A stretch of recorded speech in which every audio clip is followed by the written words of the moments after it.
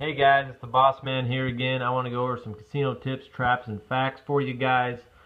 Just some basic information for you all about how casinos works, the traps, what they do, the reasons why they do that, and what they want you to do so that they can take your money. Knowing these things will help you avoid their traps, give you a better edge in the casino, and make you a smarter gambler. So again, I'm sorry that the video is filmed on my cell phone. I don't have a camera right now, so it will be a little wobbly. I went ahead and made a PowerPoint presentation for you guys, and I have it on my computer, and I'm displaying that on my TV. So if you guys have any questions or anything, please leave a comment below or ask a question. I will respond to them, and we'll get started.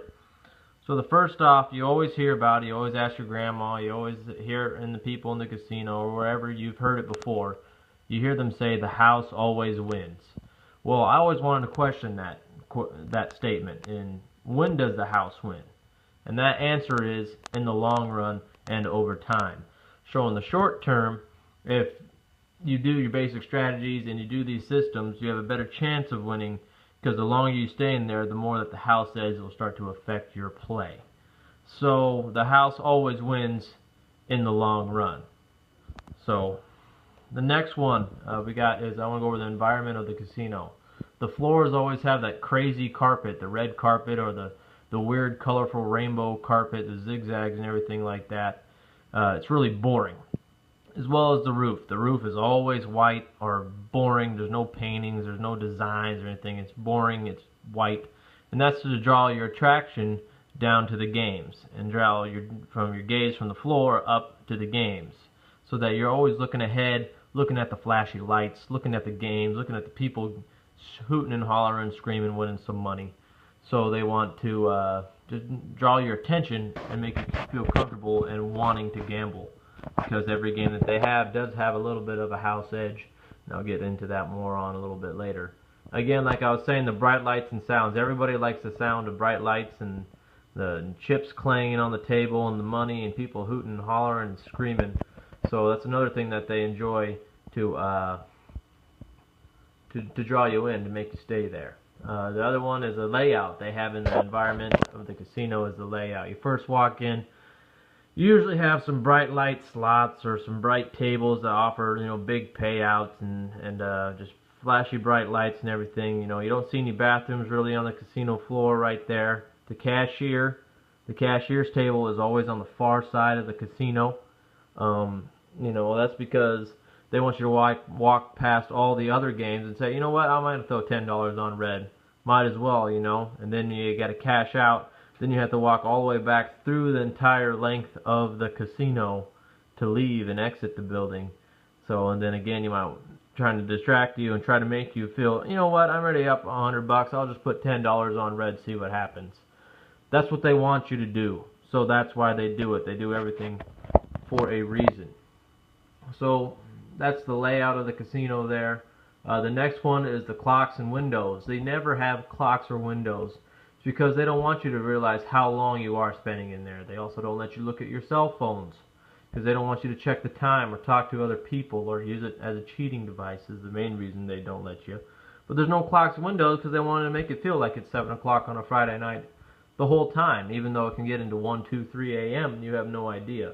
They do this all on purpose, and they serve you free drinks or cheap $1 drinks or whatever, because they want you to be there and start drinking and become intoxicated and have some alcohol in your system, because then you later decide to make poor decisions when you're drunk compared to when you're sober and alert. So everything they do is on a reason to make you gamble and stay and play and let the house edge beat you in the long run. Again, in the long run, with all these perks that they do. Blackjack. Now I want to go over some basic stuff with the game of blackjack they have at casino. 21, as some of you may know it. 21 is one of their most popular games. A lot of people see lots of movies on them, see lots of documentaries, and and I want to talk about some basic strategy.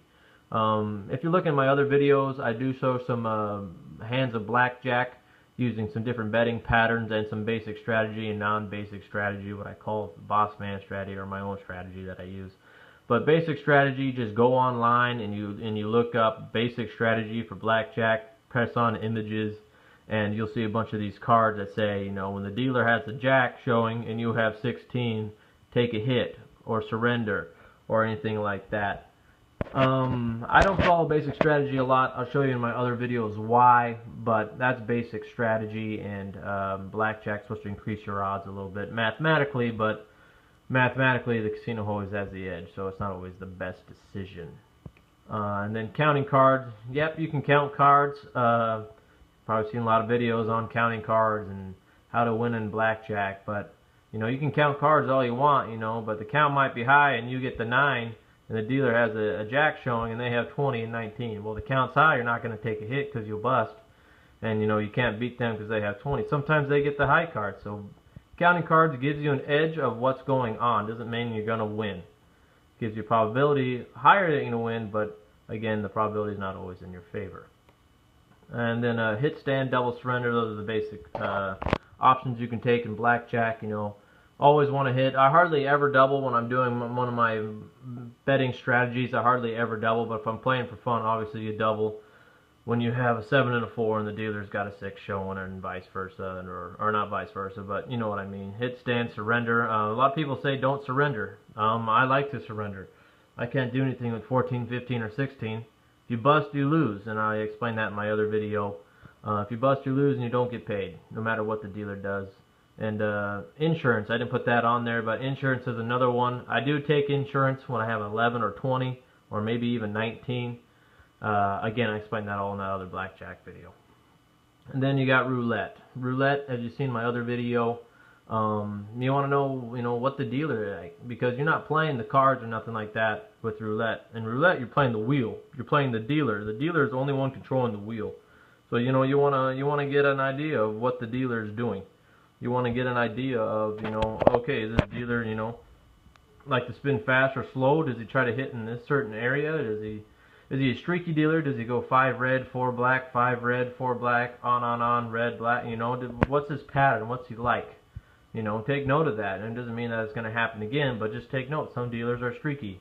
You know, obviously the more you win, the more you tip. So they want to try to make you win because they don't care about the casino. They get paid hourly and they get paid on tips. So the more you win, the more they get tips. So then everybody's happy. So know the dealer. Some dealers are bad luck, so stay away from them. Some dealers are good luck. History of the boards. Now you see these display boards, these LED screens with all the flashy lights and everything next to the roulette wheel, and those show you different. Or the past results, the past 20 spins or whatever. You know, if it's been what number it was and if it was red or black. You see these all the time. Casinos' take on these games have gone up 30% over the course of since they've been putting up these boards. Because why? Well, Reds hit 7 times in a row. Well, it's not going to hit 8 times in a row. That's so rare. So people start betting on black. They bet on the opposite. That's common sense. That's just what your body naturally does. It sees a lot of patterns and they want to go the opposite way. Well, ride the streaks out maybe next time. You know, you always see that. How many times we're all guilty of it. You know, the Reds have been hit 9, 10 times in a row. It's going to be black soon. Can't continue forever. But that's exactly what the casinos want you to do, because each roulette spin is independent trial of itself. It doesn't matter what the last one was. So pay attention. You can use that to your advantage and see the dealer streaky or not streaky. So you can also see what's going on there. But again, takes have gone up 30% because Reds hit 9 times in a row. So it's probably going to start hitting black. So be cautious of that, be wary of that, but you can also use that to your advantage and say, hey, this dealer's streaky, so keep riding the streaks out. You never know what would happen. And then this is the last part I want to show you before my next video. This will be part 1 of my video, and I have a part 2 finishing up. But the best odds for the table games in the casino are as follows. You got craps, blackjack, baccarat, and roulette. Craps, blackjack, and baccarat, those are the basic 3. Blackjack and baccarat are card games, and craps is the dice game. Roulette is what we all know as roulette. Craps, blackjack, and baccarat have about a 1 to 2% house edge, while roulette will have a 5.26 with that double zeros on the greens on the roulette. So your best 3 are craps, blackjack, and baccarat. I'll show a video of each of those later on, give you some house edges and whatnot.